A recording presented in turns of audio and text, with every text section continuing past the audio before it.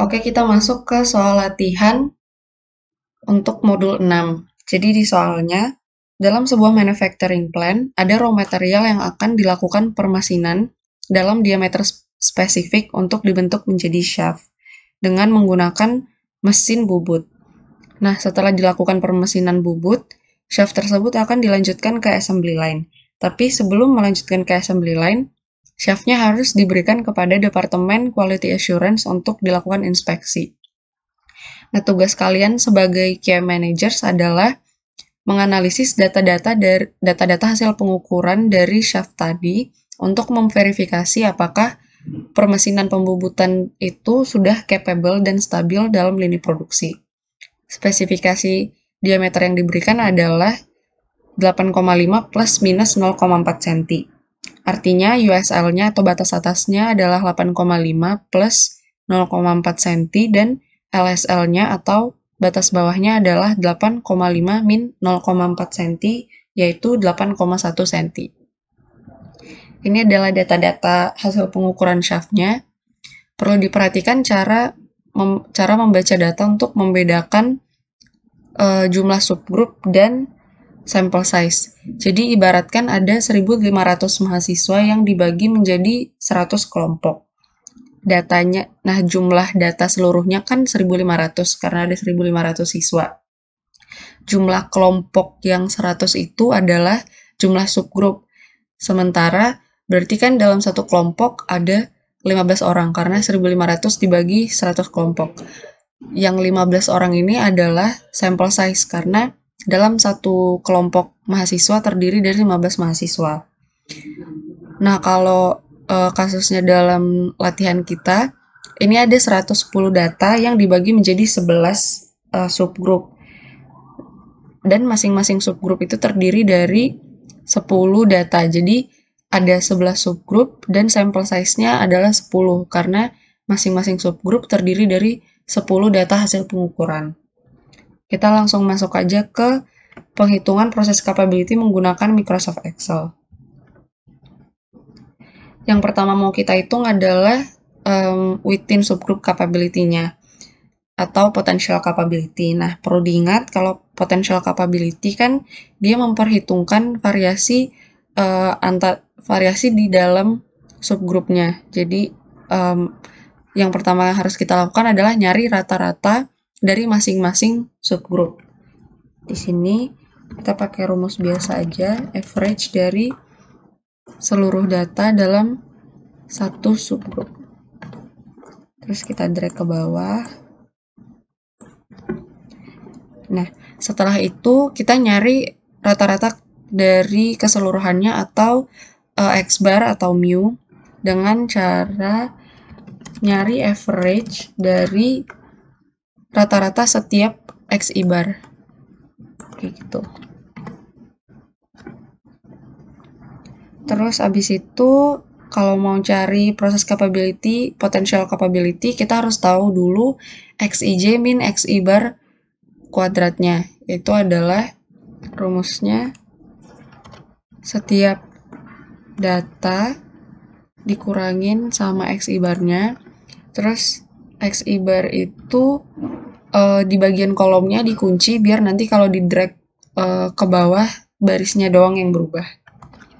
Terus kita kuadratin. Kita drag ke kanan dulu. Terus ke bawah. Habis itu kita nyari jumlah seluruh XIJ min XI bar kuadratnya atau disigmain. Kita drag seluruh datanya. Oke. Nah, terus tadi kan ada spesifikasi atasnya itu 8,9 dan spesifikasi bawahnya itu 8,1. Kalau mau nyari potential capability, kita harus nyari juga sum NI-1 atau D, nilai SP, nilai C4, D plus 1, dan standar deviasi unbiased estimator. Atau ini nanti yang dijadiin sigma. Yang pertama, sum NI-1. Jadi rumusnya adalah jumlah data tiap subgroup min 1 dikaliin jumlah subgroup. Tadi kan kita jumlah subgrupnya itu ada 11 dan jumlah data tiap subgrupnya atau sampel size-nya itu 10. Jadi rumusnya adalah 10 min 1 kali 11, yaitu 99. Ini 99. Habis itu nyari C4D plus 1-nya dulu. Jadi nilai C4D plus 1 itu, untuk nyari D plus 1 kan berarti 99 plus 1, berarti 100. Nah, kita cari nilai C4 dari 100. Nilai C4 ini sebenarnya udah ada ketentuannya, udah ada tabelnya, bisa dicari di buku referensi. Tapi kalau mau cari pakai cara kasarannya itu bisa dengan 4N min 4 dibagi 4N min 3. N-nya itu tadi D plus 1, yaitu 100. Jadi kalau pakai rumus ini, C4 dari 100 adalah 400 min 4 bagi 400 min 3, atau sama dengan 0,99748. Kita masukin sini 0,99748. Oke. Habis itu kita nyari nilai SP-nya. Nilai SP itu adalah akar dari sigma XIJ min XI bar kuadrat dibagi sigma NI min 1. Berarti square root dibagi ini.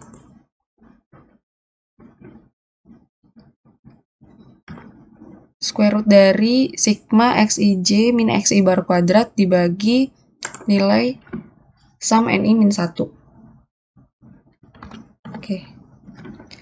Habis itu kita cari nilai standar deviasi unbiased estimatornya, itu rumusnya adalah SP dibagi C4.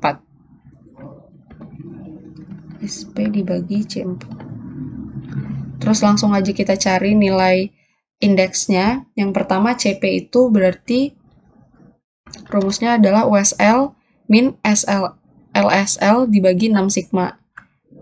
Yaitu 8,9 min 8,1 dibagi 6 kali sigma. Sigmanya itu standar deviasi unbiased estimator. Lalu kita cari CPU-nya. CPU itu adalah USL min mu dibagi 3 sigma. Itu USL min mu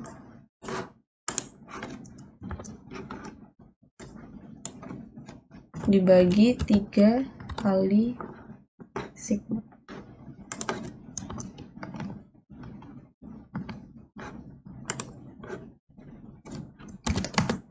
Terus CPL-nya adalah mu min LSL dibagi 3 kali sigma. Mu dikurangin LSL dibagi 3 kali sigma.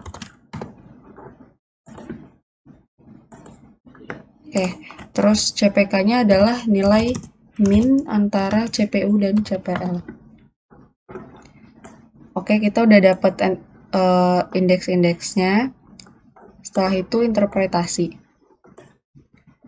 Dari nilai yang 4 ini kita bisa lihat kan nilai CP-nya lebih kecil dari 1,33. Itu standar dari AIAG, yang artinya proses belum capable memproduksi sesuai spesifikasi. Selanjutnya kita lihat CP-nya lebih besar daripada CPK, artinya prosesnya tidak berada di midpoint, yaitu artinya rata-rata proses sedikit bergeser dari rata-rata target, yaitu karena CP-nya berarti di sebelah kanan, berarti prosesnya bergeser ke sebelah kanan.